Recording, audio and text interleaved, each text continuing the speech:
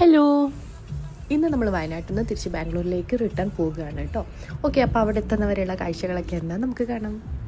Almost ഒരു 3 o'clock നമ്മൾ അവിടെ നിന്ന് ഇറങ്ങിയിട്ടുണ്ട് വീട്ടിൽ നിന്ന്. ഉച്ചയുറക്കത്തിൻ്റെ സമയമായതുകൊണ്ട് തന്നെ ആൾ വണ്ടിയിൽ കയറിയപ്പോൾ തന്നെ കിടന്ന് ഉറങ്ങിയിട്ടുണ്ട്. അത് കഴിഞ്ഞ് അവളെ പിന്നെ ബാക്ക് സീറ്റിലേക്ക് കിടത്തി. പിന്നെ നമ്മളൊന്ന് ഫ്രീ ആയിരിക്കുമായിരുന്നു. പിന്നെ നമ്മൾ ബത്തേരി എത്തി അവിടുത്തെ ജലജ ബേക്കറിയിലൊന്ന് നിർത്തി. നമ്മളവിടെ നിന്ന് കുറച്ച് സാധനങ്ങളൊക്കെ വാങ്ങിയിട്ടുണ്ട്. ഓരോന്നോരോന്നായിട്ട് കഴിക്കാൻ വിചാരിച്ചു. ഫസ്റ്റ് വൺ സാൻഡ്വിച്ച് ആയിരുന്നു. അടിപൊളി സാൻഡ്വിച്ചാണ് കേട്ടോ അവരുടെ. അങ്ങനെ പിന്നെ ഞങ്ങൾ ഫോറസ്റ്റിലെത്തിയതിന് ശേഷം അവിടെ ഭയങ്കര ബ്ലോക്ക്. എന്താ സംഭവം എന്നൊന്നും മനസ്സിലായില്ല. പക്ഷെ കുറച്ചു നേരം പോസ്റ്റ് ആകേണ്ടി വന്നു. പിന്നെ അതൊക്കെ കഴിഞ്ഞ് ഞങ്ങൾ വീണ്ടും യാത്രയായി. അങ്ങനെ പോയിക്കൊണ്ടിരിക്കുമ്പോഴാണ് നല്ല മുടിയൊക്കെ ചീകി വൃത്തിയിലാക്കി വെച്ചിരിക്കുന്ന ഒരു കുട്ടപ്പൻ കുരങ്ങ് കുട്ടീനെ നമ്മൾ കാണുന്നത്.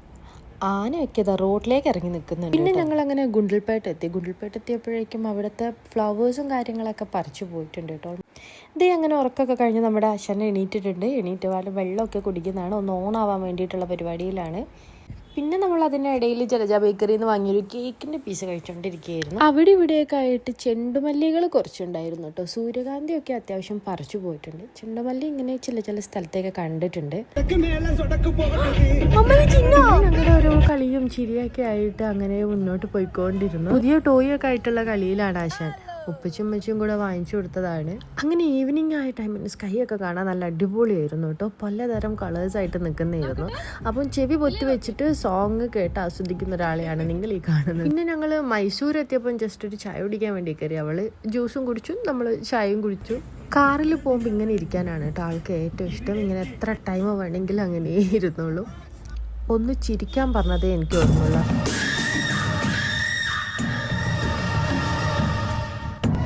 ഇനി ಸ್ವಲ್ಪ മ്യൂസിക് കേൾക്കാം.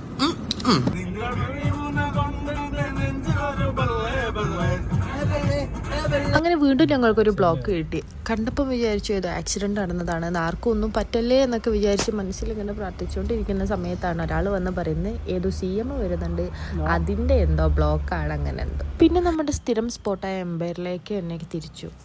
അവിടെ നിന്ന് പിന്നെ ഭക്ഷണം കഴിക്കുന്നതിനിടയിൽ കാണുന്ന ചില കലാപരിപാടികളാണ് കേട്ടോ ഇതൊക്കെ. പിന്നെ സാഹചര്യത്തിൻ്റെ സമ്മർദ്ദം പോലും ജാസി ഗിഫ്റ്റിൽ നിന്നും ഞങ്ങൾ പിന്നെ ചൂ സോങ്ങിലേക്ക് എത്തിയിരിക്കുകയാണ്. അങ്ങനെ ഓൾമോസ്റ്റ് നമ്മൾ ബാംഗ്ലൂർ എത്തിക്കഴിഞ്ഞിട്ടുണ്ട്. പിന്നെ അവിടെ എത്തിയപ്പോഴേക്കും അവൾ ഉറങ്ങി. കാരണം നൈറ്റ് നല്ല ലേറ്റ് ആയിട്ടുണ്ടായിരുന്നു. ഞങ്ങൾ വളരെ പതുക്കെയാണ് വന്നിട്ടുള്ളത്. അപ്പോൾ ഓക്കെ ബൈ, ഇത്രയൊക്കെ ഉള്ളൂ. പിന്നെ കാണാം.